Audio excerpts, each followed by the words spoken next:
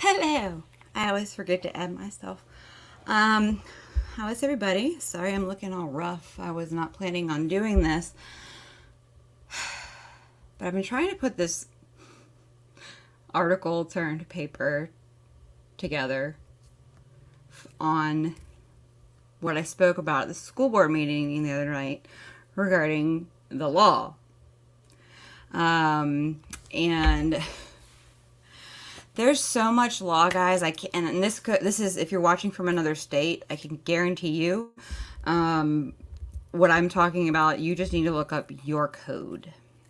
Okay, there is so much law, and then I made the mistake of looking up 2023 education law or legislation, which the VDOE has a list of.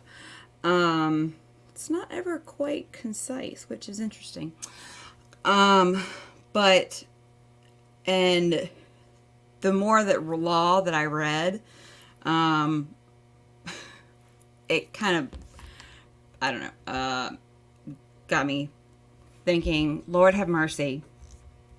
Can we pass a law that people who run for office have to know the law so that we stop layering law on top of law that complicates the original actual intent of the law, because that's what we've done. So I would like to applaud for the first time ever every Democrat that downvoted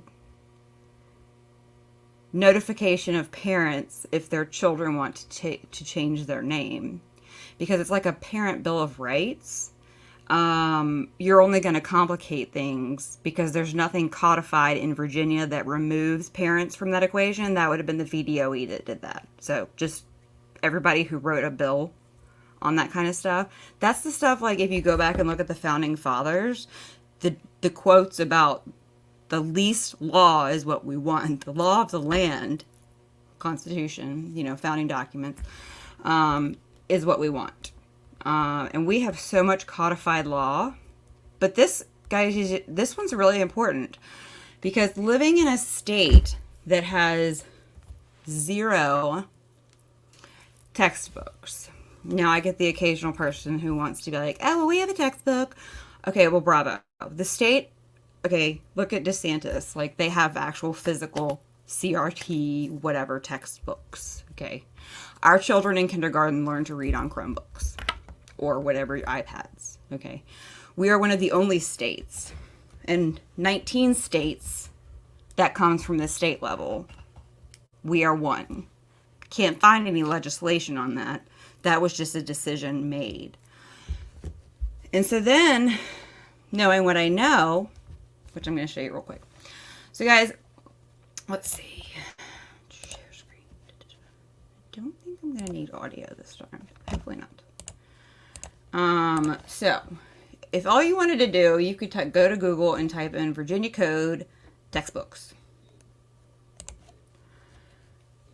There's a whole chapter. Okay, guys.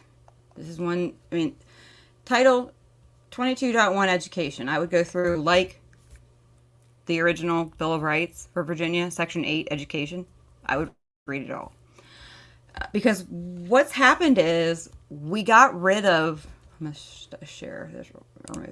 We got rid of books, but the law never changed. It just got really inconvenient, because if you were to go on like Web Archive or the Wayback Machine and look up the old VDOE pages, the approved textbooks were always updated by the law right there front and center. Going back to the beginning of websites. And just so you guys know, the definition of a textbook is instructional materials, including electronic print media. So they would all ed tech. People are like, well, we don't have textbooks anymore. Well, the definition of textbooks is in the code. It includes all electronic, digital, that would be ed tech software. So when I say textbooks, just think instructional material, which includes software. It got really inconvenient. And when I'm not today, but when we get further into like the protection of People Rights Amendment assessments, surveys, why that's ignored, systemic embedded SEL. It's because they literally cannot notify you for every assessment. Think about it, guys. Continuous assessment, personalized learning. They literally can't notify parents 30 days ahead of time to every single survey if they're continuously or assessment. They literally can't.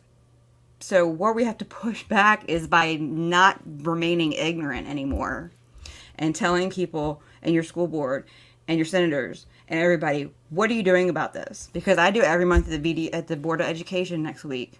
You have law here. What are you doing about it?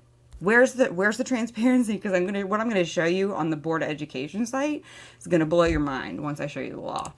So the Board of Education has the authority to approve textbooks suitable for public schools. So when you hear textbooks, think instructional materials. Any school board may use textbooks not approved by the board, provided the school board selects such books in accordance with the regulations promulgated by the board, which I'll show you in a second.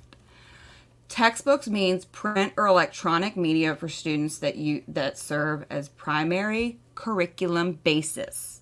So that's ed tech software. Basel textbooks, we don't have this. Contracts with publishers. This is important. I'm not going to read through the whole thing. But so essentially, if you don't purchase from the board or the Department of Education's list, then you have to follow the Virginia Public Procurement Act. If you buy from the approved list, then you do not, which means you can then offer sole source contracts. Well, I've shown you before on here divisions like Loudoun County that have 4 pages of sole source contracts. That means no bidding. Okay? And nowhere on here, because guys, these haven't been updated when I show you in 5 years. Are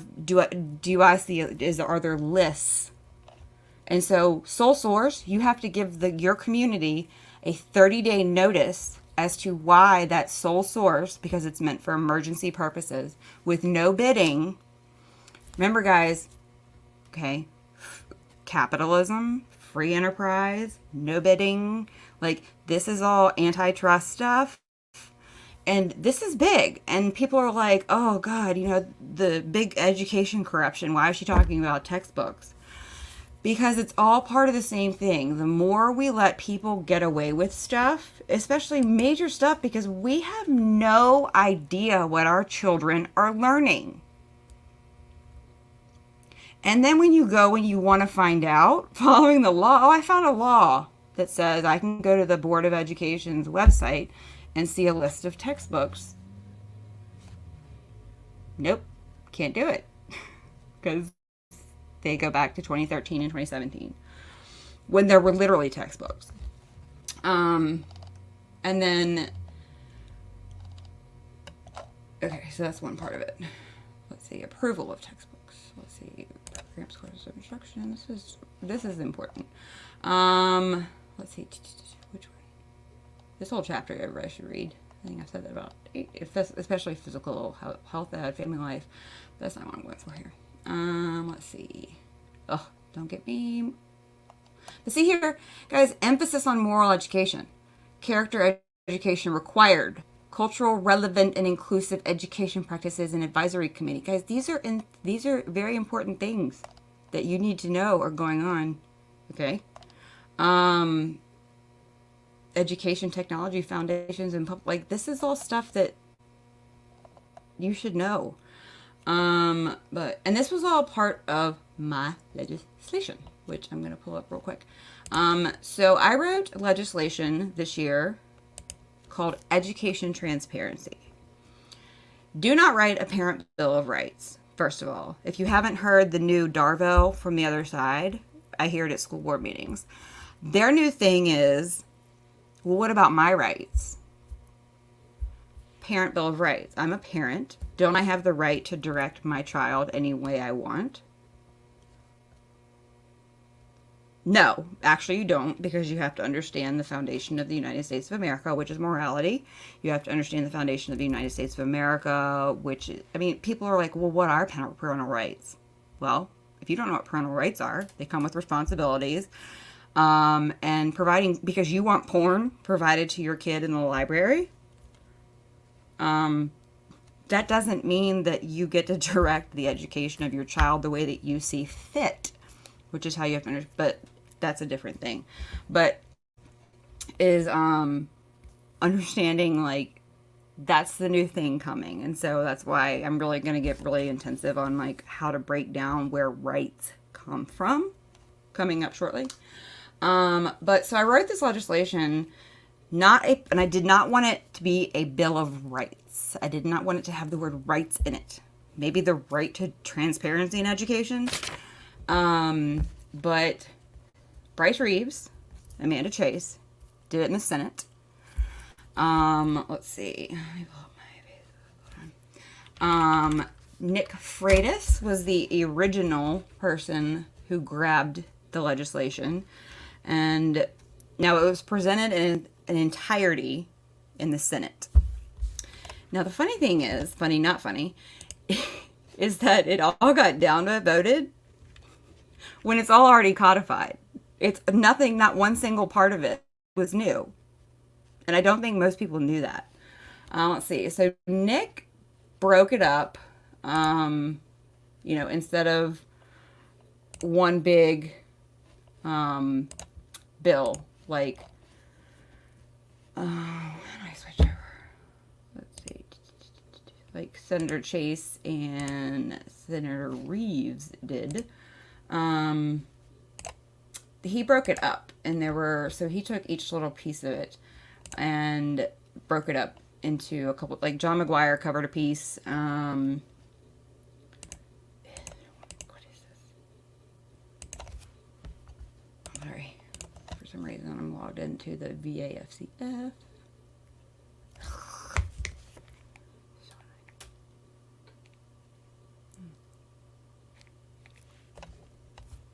Sorry. So he broke it up. I'm just going to read it to you. And then I'll show it to you in a second. Okay. Actually, I'm just going to... Alright. So, change of commands. Let's pull up Gmail.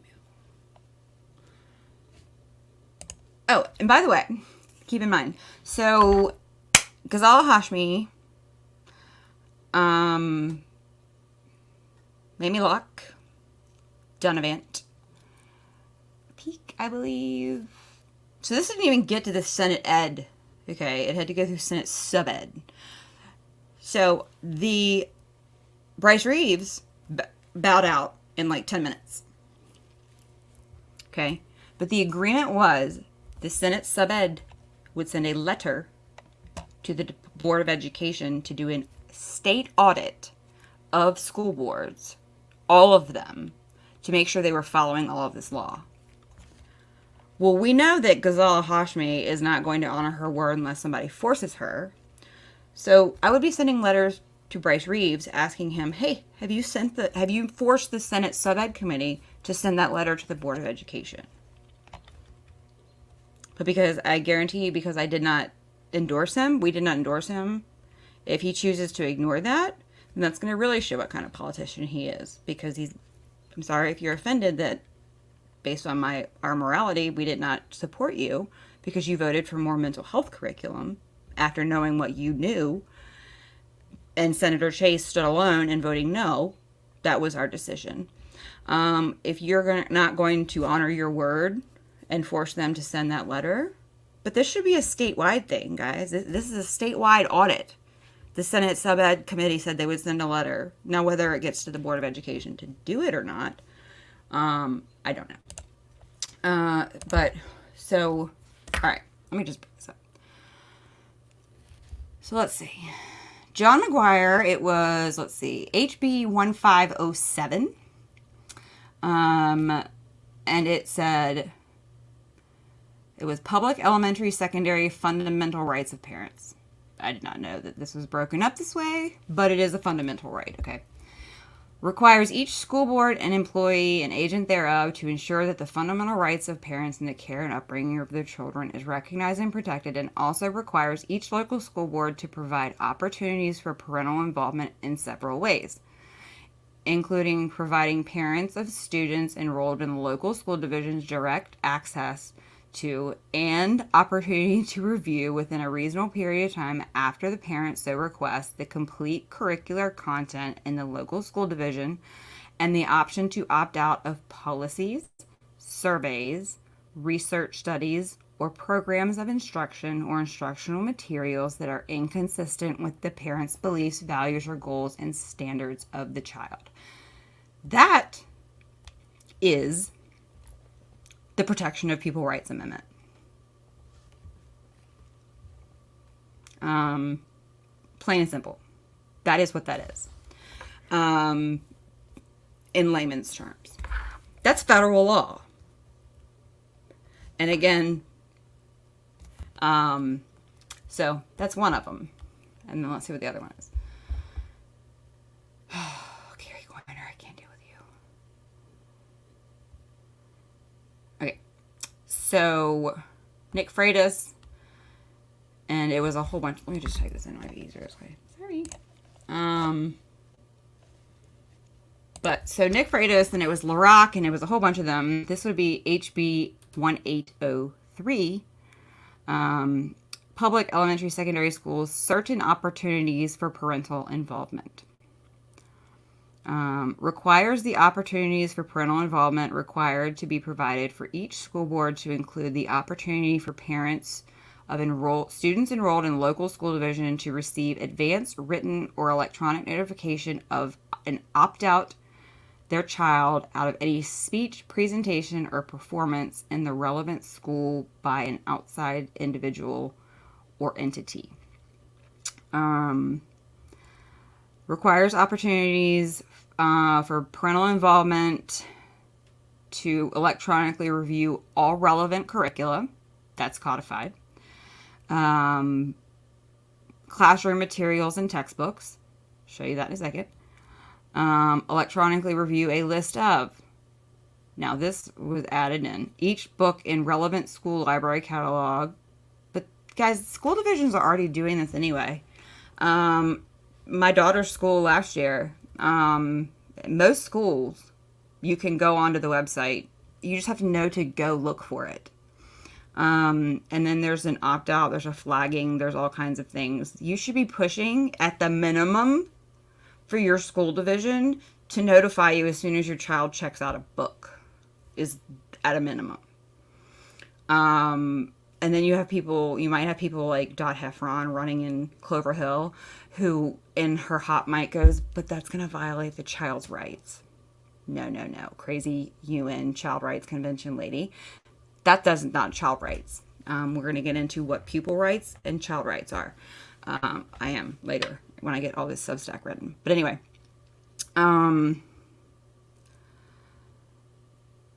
So sexually explicit content is already there. Receive advance written notification of opt-out and their child out of any government-run or government-authorized data collection program. Guys, the Virginia Consumer Data Protection Act is currently underway.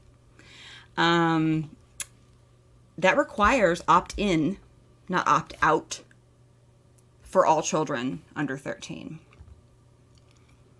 Went into effect on the 1st of January. The problem is the only policer of that is Miares. And Sands Anderson has written the school boards and said that if Miares isn't going to enforce it, neither do you.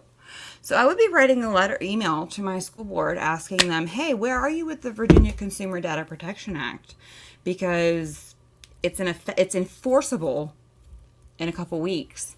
Enforcement begins. I'm not going to get into how young. That was a Northam bill that finally got vetoed and cut up in Youngkin. But that's the important thing is opt in for children under 13 is the important part. And if you look up the VCDPA, that's all we're one of the only states that has a comprehensive data protection act. It's like the California has one, and the GDPR over in Europe. It's for consumers too. I mean, it's so you can, as consumers, you should be able to see and find out what data and challenge it, just like FERPA, on yourself. For any business that does over 100,000 people, like business for over 100,000 people. So if you take the entire state and all of these softwares with $1.3 million or 1.3 million children, guarantee you it would be hard pressed to find one that did not fall into that 100,000 consumers, because our children are consumers. So that's really important. Let's see. So that's another thing. Let's see. And then I added, now this is one that I'm going to push for next year more, is using the logic and the law of, let's see if I have a copy of my law. I'll pull it up. Of field trips. You have to do what to go off school property to a non-school entity? You have to get a permission slip. The same logic should apply when non-school entities come into the building. So SEL assemblies, that kind of stuff.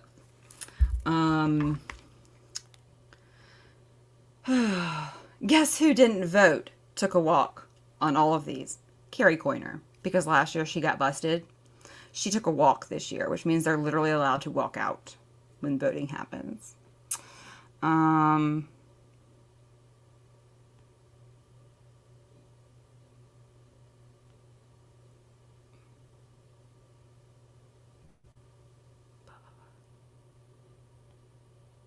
Oh yeah, Carrie Coyner. Y'all, she's one of those people that anything, literally anything that has her name attached to it that has to do with children is not good. Nothing. Let's see. So just to let you guys know, so because Reeves and Chase put in identical legislation, that's a whole different story. Reeves compromised his out to a letter. Amanda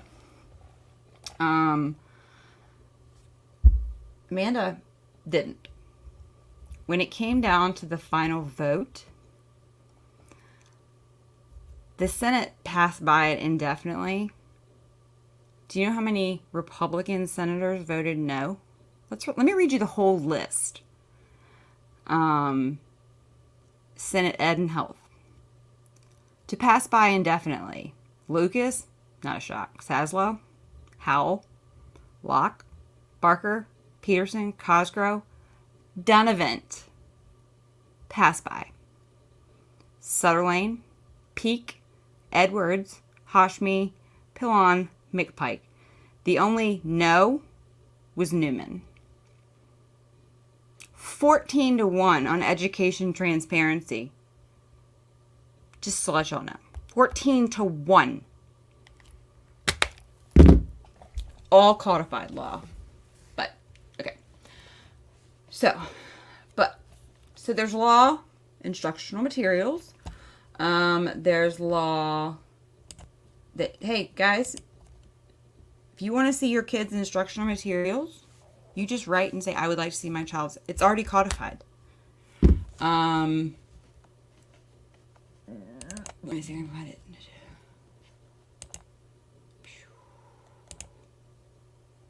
Here we go. So right here, 8V. So this would be under regulations governing local school boards and school divisions, instructional materials.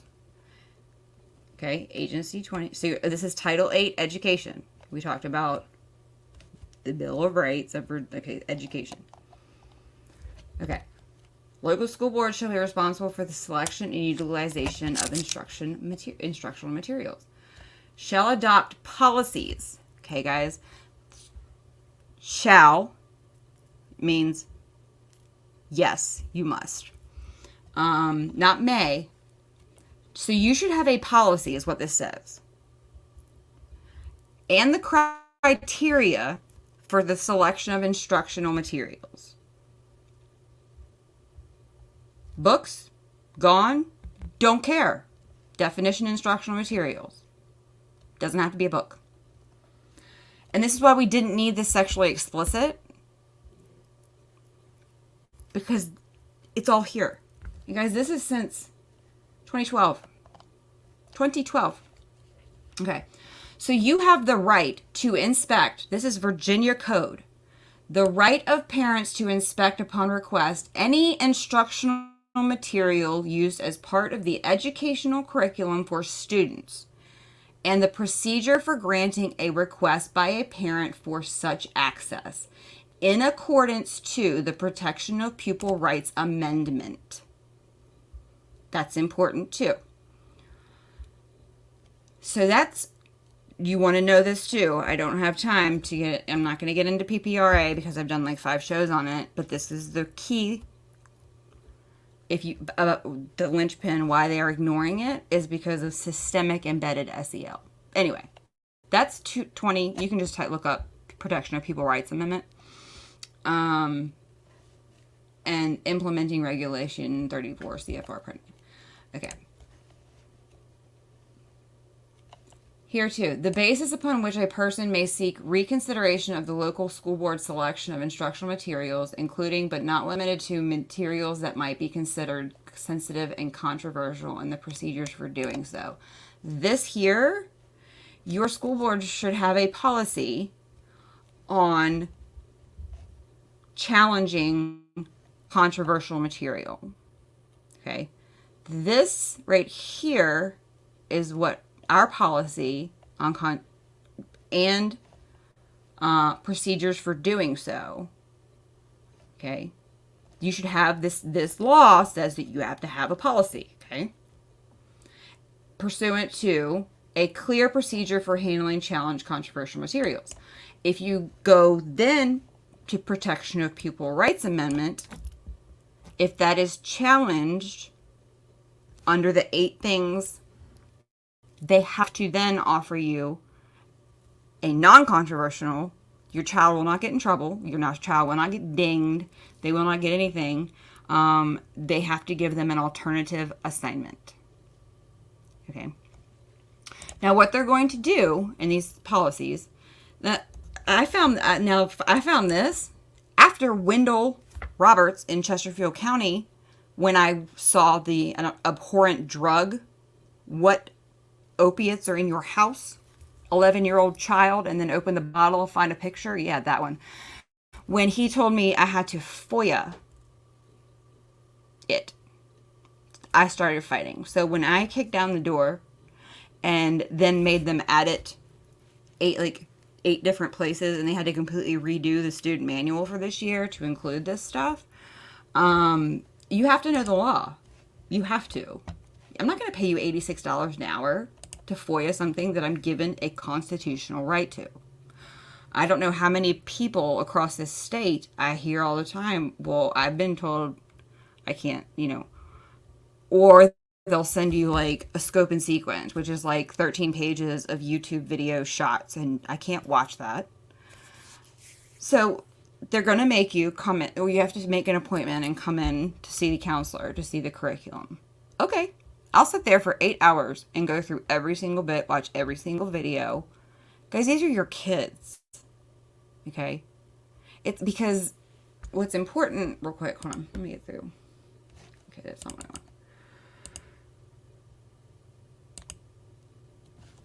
I want. Okay. So, sorry.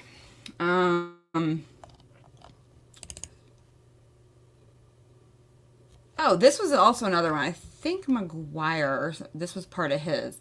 So this was actually, I can remember somebody being angry about this in the, you want to make a law that parents can sue school boards? Well, actually, it's already a law. And I've been telling people all the time. So 22.1, Education, General Powers, Judicial Review. Any parent, custodian, or legal guardian of a pupil attending a public school in a school division who is aggrieved by an action of the school board may, within 30 days after such action, petition the circuit court having jurisdiction of the division to review the action of the school board. Had I known this a year and a half ago, a year ago,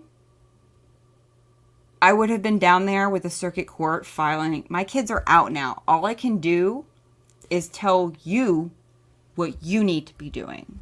The law that is on the books in Virginia that you have to start. I've seen the left use this numerous times in manners that were just because they were snowflakes or butthurt. So if you go to a school board and you are aggrieved, meaning you, whatever reason, but you need to make sure they're going to go to the video, they're going to go to the minutes, that you need to make sure that everything is solid, what's done is you're said, factual, and that they violated the law. You can go 22.87, Judicial Review. You may go to within 30 days of your aggrieved decision. So that would be me going up in front. I can go up in front of the school board every month, which I do, and tell them, you can't change this policy this way. It violates the Constitution. You can't do this. It violates the Constitution. You can't do this. It violates the Constitution. If I was a parent, every time they did it anyway, I would be in the circuit court filing paperwork. So they should be very glad that I am not. Let's see what else is there.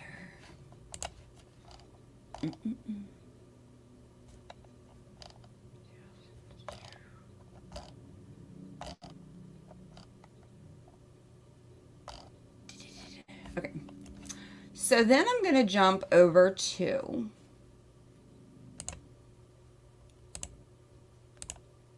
where is it? Virginia Board. Here we go. Nope. So if you go to Google, just showing you guys, I Google. I just know how to Google, but all right. If you go to Google and you type in VDOE textbooks. Oh, before I do that, hang on a second. I gotta get back to.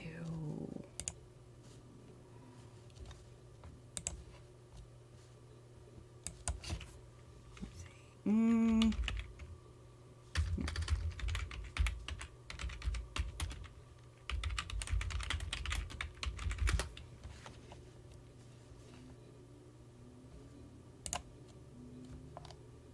All right, so back to Title VIII Education textbooks. This is really, really probably the most important thing. I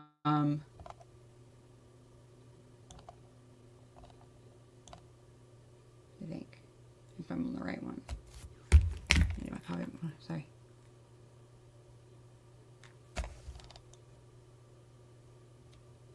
Okay, right here. Sorry. So this is, guys, okay. Procedures of selection of textbooks by local school boards. Your school board must do this. Local school boards shall, meaning must, adopt procedures, must have a procedure. I'm trying to legal lawese this. For the selection of textbooks, instructional materials. These procedures, there must be a policy procedure written, include at a minimum the following. at a minimum, okay, the appointment of evaluation committees by the local school board to review and evaluate textbooks in each subject area. Guys, how many? We have now encroached so many subject areas that the law's inconvenient. Doesn't matter. It's still there. This is at a minimum, not either or. So that, a committee, plus notice to parents that textbooks under consideration for approval will be listed on the school division's website and made available at designated locations for review by interested citizens. Guys, the fact that there aren't physical books anymore, not our problem. Not our problem. That wasn't our decision. That wasn't even one that was made in the General Assembly. Not our problem. The law still states that we get parents that textbooks and how to see them. You figure it out. Opportunities for those reviewing such instructional materials to present their comments and observations, if any, to the local school board through a locally approved procedure. Public comment, written comment. So that would be it's really inconvenient considering that most divisions use between 60, 80 ed tech software companies. Sorry, bring the books back. We would all applaud. How about that? That would stop a lot of the data collection issue that you don't talk about. Amy Gadara, founder of Data Quality Campaign, as our Secretary of Education. Bring the books back. I don't think you find anybody who would complain. But then parents would know what their kids were learning. And, oh yeah, they would all get the same education, which somehow has turned into a bad thing. Procedures to ensure appropriate consideration of the citizens' comments and observations. And the selection criteria. 5 things at a minimum your school board should be doing every time they bring a new piece of instructional material into schools. You changed the game. You moved the goalpost. We're moving it back. These are questions you need to be asking your school board. All of us do it together? God forbid. Everybody writes a letter. This summer, we work together. Work with your people running for school board. Just so y'all know, if you're elected, we expect that all this is going to be changed. Take back your autonomy. Stop taking marching orders. It's codified Virginia law. I don't care what the VSBA told me. I don't care what the Virginia Association of Superintendents told me. I frankly don't care what the governor told me. It's right here. I have to do this. Violation, oath of office, so help me God, I will not violate the Constitution of Virginia or the United States. Right here. And then local school board selection of textbooks other than those approved by the Board of Education. So selection process for non-Board of Education material is subject to this. So not on the list. You have to do this.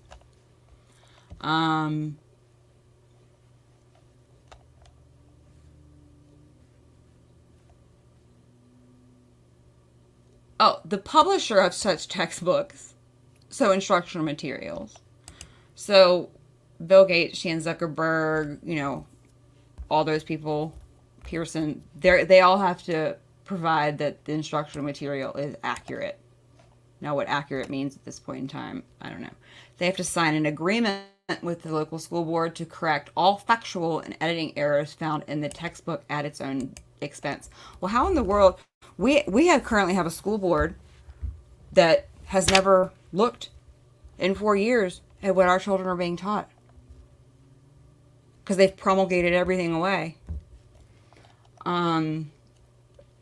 So purchasing the Board of Education approved textbooks, Such contracts and purchase orders are exempt from the Virginia Public Procurement Act. Non-Board of Education textbooks, instructional materials, they are not exempt from the Virginia Public Procurement Act, which means they cannot all be sole source, no bidding, violates antitrust, Sherman Act, many things. And then the division superintendent and chairperson of the local school board shall annually certify. So call your superintendent and your local school board chair, Ann Coker, Merv Dougherty, who else is there? Thomas Taylor, I just know off the top of my head.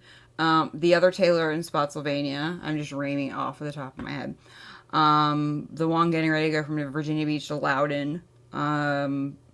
Contact them and say, have you certified to the Virginia Department of Education that all instructional materials selected and purchased were in accordance to this chapter?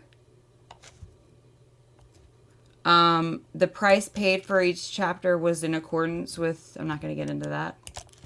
Have you done this? Division superintendent and chairperson, Ann Coker, Merv, did you certify annually that all instructional materials followed all this? Oh, you didn't? Because you didn't know it existed? Well, guess what? That's why you should pull out of the VSBA, 1. And 2, there's a law that says that you have to know the law. Sorry that you thought you were going to come in and just inherit and take over what the feckless school board before you did. But that stops here, guys. And I'm just covering instructional materials and textbooks. And this isn't even like the full thing. So then, with that knowledge, we're going to jump over to so you type in VDOE textbooks. Okay. This is when it gets really, really, really angrying. So, procurement and pricing. We'll just go there. Let's look at English reading. You'll see that this has not been changed since 2019, 4 years ago.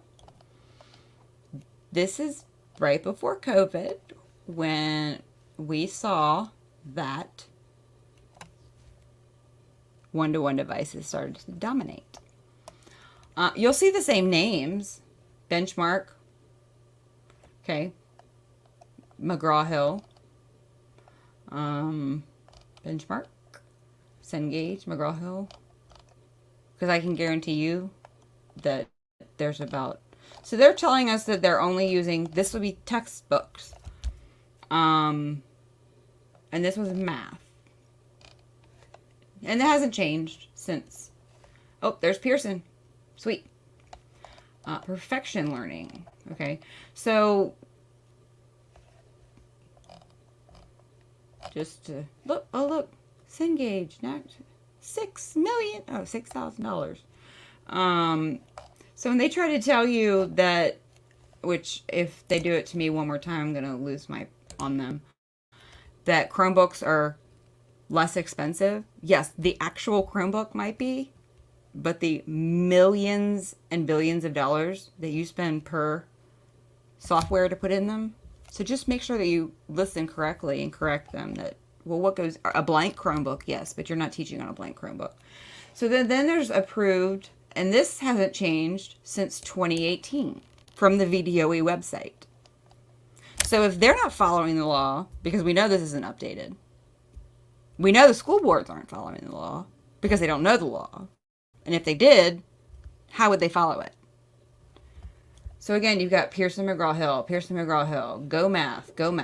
You're telling me that Go Big Ideas and Go Math are the... No, this is, again, 2018 has not been changed. Let's see. And then we'll go back to textbook and approval process, which is So again, the textbook review process hasn't changed since 2011 because the law hasn't changed. Okay. Publisher submission forms.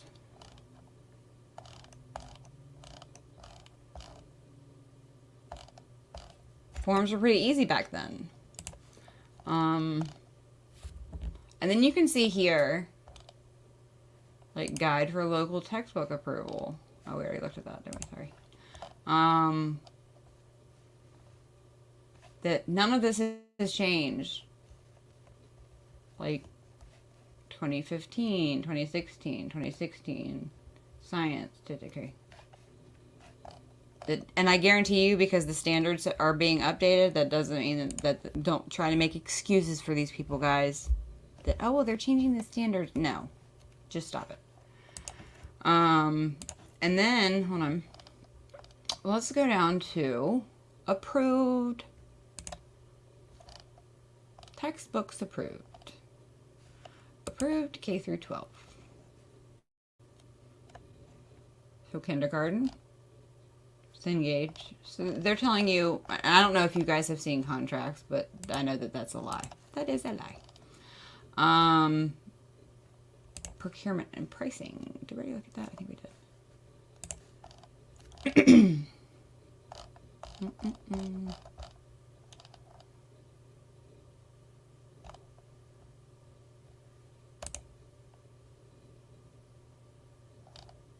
Oh, look. Rating. It's adequate. Teaching English. It's adequate. I mean, why would we want to strive for anything better than adequate? Just to throw that in there. And so we could go through and go through and go through. Procurement and pricing. Did we already do that? I think we did that. Oh, I think we did English already. Let's go back to a different department. Let's do history and social science. Approved history and social science textbooks. So you're telling me that, oh, again, we got 2018, that this is what they're using now. I hardly doubt it. Procurement and pricing.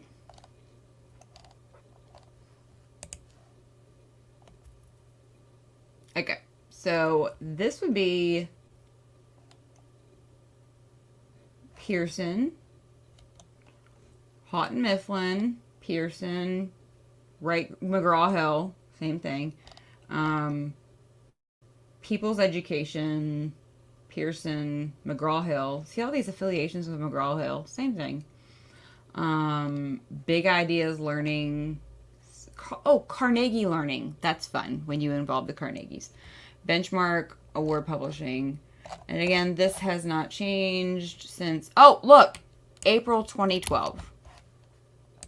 April 2012 was the last time they updated the English social... Or the social science. I'm sorry, the history and social science. Update. Procurement and pricing. Mathematics. I think we did that already. So do you start to see the problem? One, there's no standard, there's no SEL. One, there's no SEL.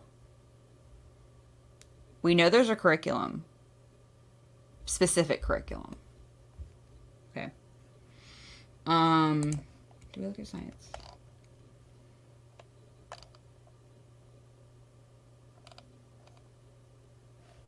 Let's pick one.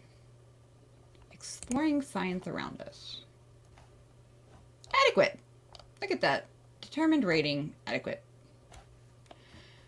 So just, I wanted to show you guys how to look through this stuff. It's extremely important. Because it involves, you know, education. How our kids are being educated. And then you want to, because it's really important that the law. So standards and instruction here, the first thing that I would say is that there are standards of learning for what? Social emotional learning. It's not here. It's not here.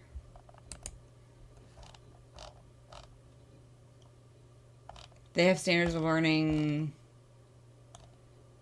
They have instructional resources, but that's not textbooks.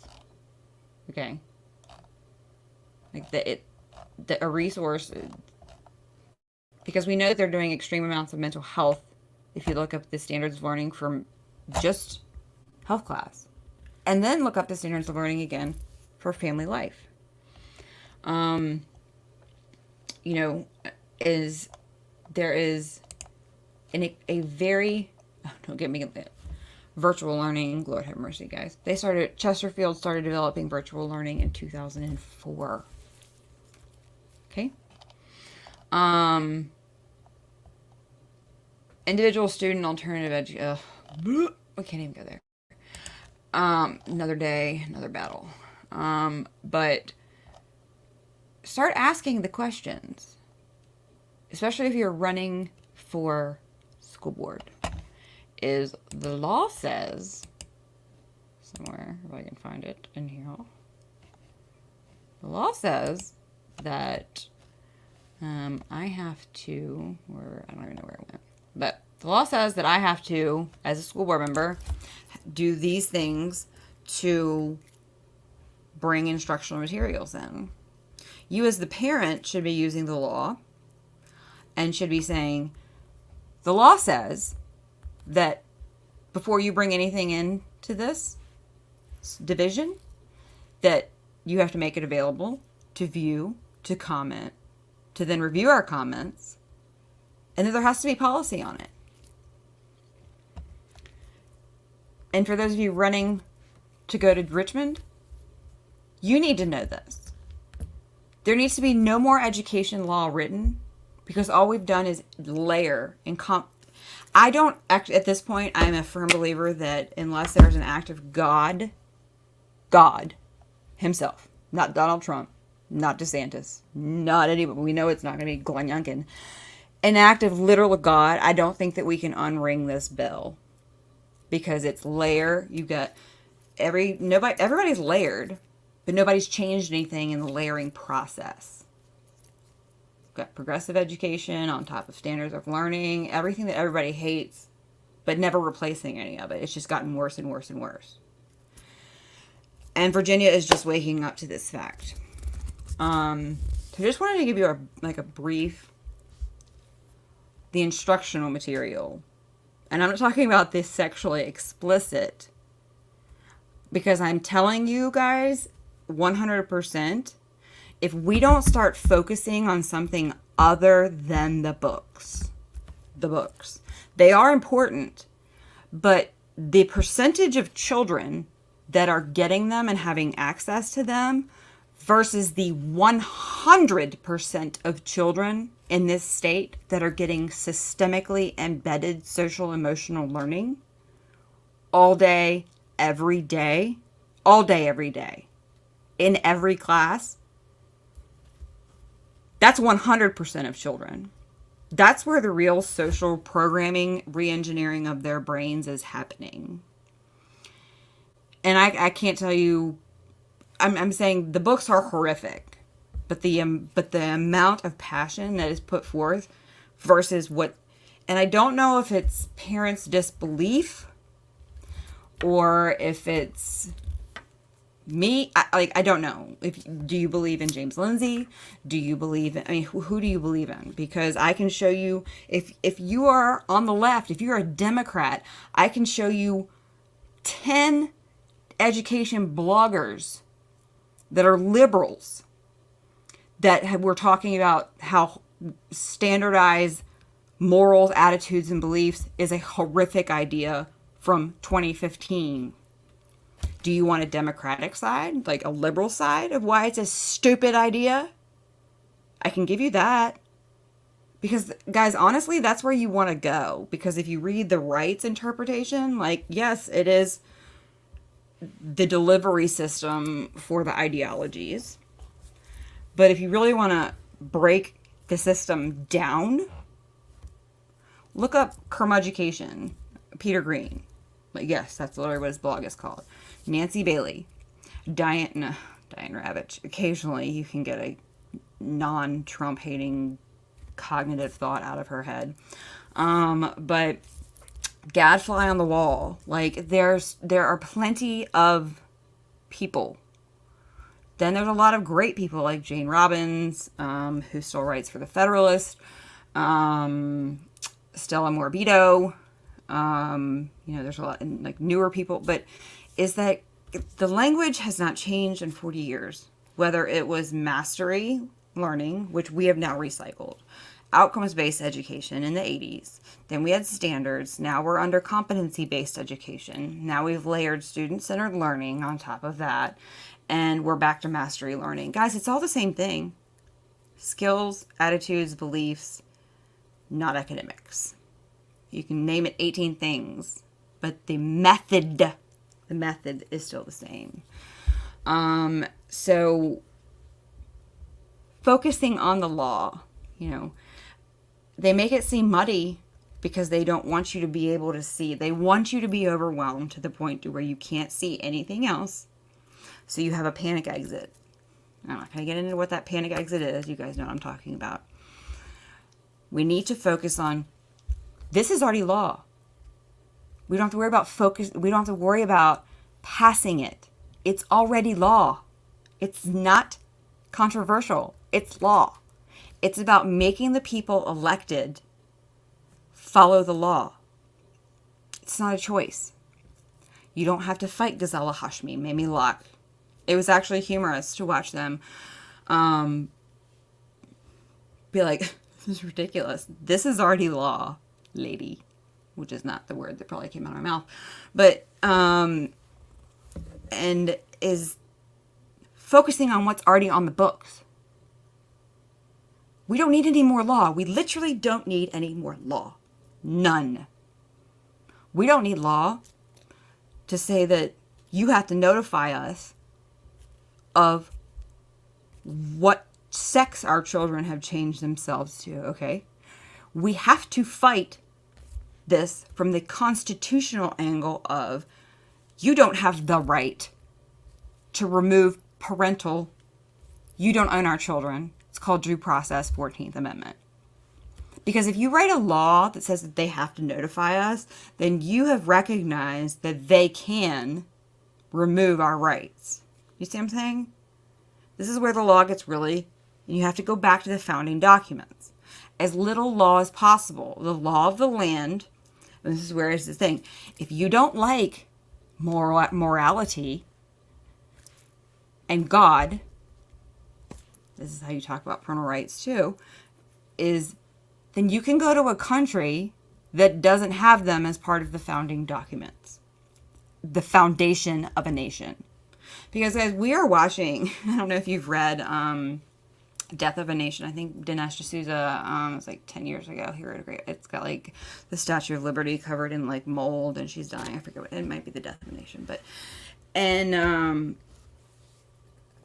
is that we're literally watching, and as we watch going laws, like, go, I mean, what is law? Law's whatever. Who cares? Like, that's due to the erosion of morality. But the more that we unify in understanding the law, and the more that we go to school board meetings and Board of Education meetings and ask them, why aren't you following the law? It's right here. Oh, state law, not enough for you? Here's the federal law. Oh, you still don't want to follow it? Okay, well, I'm going to go file that grievance in court, circuit court. And then I'm going to go on OCR. Guys, our website, vafcf.org, in this bottom corner, you can go to Know Your Rights. There's a link to file an OCR complaint. That would be PPRA, FERPA, all those, at the AG and at the federal level. Oh, you told me that I can't have access to my child's curriculum? Okay, I'm going to go file an OCR complaint. If you live in a division like Fairfax or Loudoun or that has been, or I can't even, or Chesterfield, if I was still there, I can't tell you how many people have been told that here. If you start filling out the paperwork, we have to start doing something. That's when the doubters step up for the rebels. We talked about that in a previous show. It won't be the people like me that are the heroes of this story. It's the parents who are violated. Your human civil rights violated. And you just bend over and take it. Is that if all you do, you told me what? I'm sorry? Oh, okay. Well, I'm going to go file OCR complaints. Oh, you're the school board attorney? I'm then going to file a complaint like I did with Wendell Roberts. Oh, I'm going to file a complaint and I'm going to get your bar license pulled because you lied to me. They had to change the entire manual this year. It still was not good enough, but it was better than what it was. In pushing back, you don't have to be the face that both sides of the aisle hate. You can do it in a manner that is consistent with being a parent that cares enough to teach your children the law is what is to be respected. But guys, too much law layered on top of what was good law is where we run into anarchy, chaos, rogue nation, where nobody follows any law because it's just inconvenient. That's where we are. Everywhere. At some point, it's like the COVID, the 1 out of 7 that opted out. We are the 1 out of 7 that said no thank you. We are even though that's a very small majority, we are the reason that there are no vaccine passports right now. Those of us so you imagine 1 out of 7 parents opting out when you are given one, even if it's embedded in the student handbook that you get. Read the damn thing. Well, if you 1 out of 7, do you know what a wrench in the gears it would be if 1 out of 7 parents wrote your school board? That's exactly what stopped the madness of COVID and the house of cards tumbled. We acknowledge the law in the books. Okay? You start asking the questions because I'm falling on deaf ears because they're like, oh, there she is again. And as long as it's just her, then nobody else cares. And I know that people care. I know that there's enough people in this state that care, that understand what I'm talking about. I'm not going to beg. I'm not going to plead. But if all you do, have you been told that you can't opt out? Have you been told that you can't see your child's curriculum? Have you asked? If you have and you've been lied to, file an OCR complaint, both at the state and the federal level. Tell your school board attorney that told you that you could not see it or that you had to FOIA it when they do the FOIAs, in my case. You want me to FOIA something that you're not going to give me that the federal law says you have to give me? Okay, I'm going to contact the bar, and then I'm going to file OCR complaints. And then once it gets massive enough, guys, you contact the OIG. Enough of you in your division have been told no. Then you go and you file an OIG, Inspector General, and you have them come in and tear your county apart. That's what we're doing. Because at some point we have to push back, and we know that the law system, none of us have the money to do it. So there are ways that we need to start doing this. And yes, it may involve 2 hours at night sitting behind a computer, filling out paperwork, details about how your civil rights were violated on you and your children. Is it worth it? Absolutely. Was it worth it saying no to the vaccine to keep us away? Think of it in that context. Was it hard at times? Did you lose friends and family? Yeah. But now, is anybody regretting not getting it? No. So we do this now, or we wait a year and it gets worse. And then a year after that, we can't do it. We're past the point of being able to do it, is really where we're at. So, voila. So that's just the instructional materials, nitty gritty, that you may not have known that your school board has to have these policies on. And then the Board of Education is a whole different story. So if you'd like to come out next Thursday, 9 a.m., Board of Education, James Monroe Building in Richmond, 9 a.m. Facebook page, I put it up there the other day. It has a link. You can always show up and speak at the end. You'll get to see Go Gatsby, everybody's favorite person. Because now that Trans Tifa has nothing to do, they like the Board of Education. But yeah, and here's, guys, just another, before I get off, Tennessee, Lisa Balo's replacement. Look up Tennessee test scores, and then like click news and see what just happened to their third graders. Just happened. And then you can probably find something about her quick exit to Virginia that was unexpected, because she was supposed to go to Nebraska. And then the reports that just came out that had already been done on the pilot program on the new data score system that nobody was notified of. So there's a lot going on in education. Just trying to break it down for you. But instructional materials. Okay. Let me see if I can go back through it all, if it will let me. Okay. I'm trying to tell you guys these laws real quick. Let's see. Virginia Code.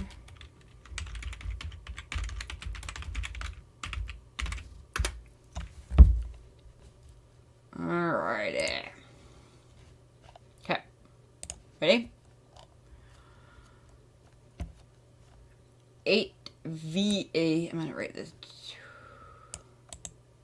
Copy. This is the one that says that you can view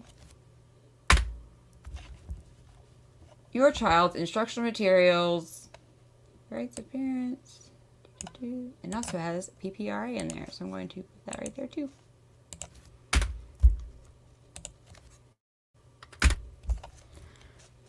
All right.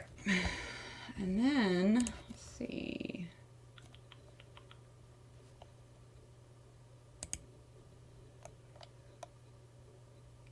Okay, here we go. I'll just paste, here's the link. Because this is going to go through the textbooks means print or electronic media. Just so anybody wants to clarify. And this will go through the whole thing. But this goes through like fees and stuff like that. Instructional materials, textbooks. Here we go. So 8BAC 20 textbooks. So this is going to go right here. B is the procedure that your school board should be following. And then right here, G is the division superintendent and chairperson of the local school board shall annually. Did you annually certify to the VDOE that you, and then write the VDOE and say, did you get my superintendent and chairperson's annual certification that they did all of this? Because if enough people start asking the questions, they're going to start going, they know. They know. They know. What do we do now? They know. What do we do? What do we do? And nobody has to be a proverbial boat rocker. You just write them and ask the questions. Write them.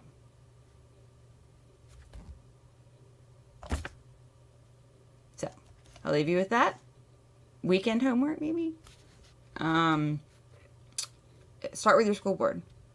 Do you follow this policy? Why haven't we ever been notified? Textbooks means instructional materials. Instructional materials means electronic print media. Electronic means EdTech software. Where's my annual notification of how I view my child's instructional software? I haven't received that.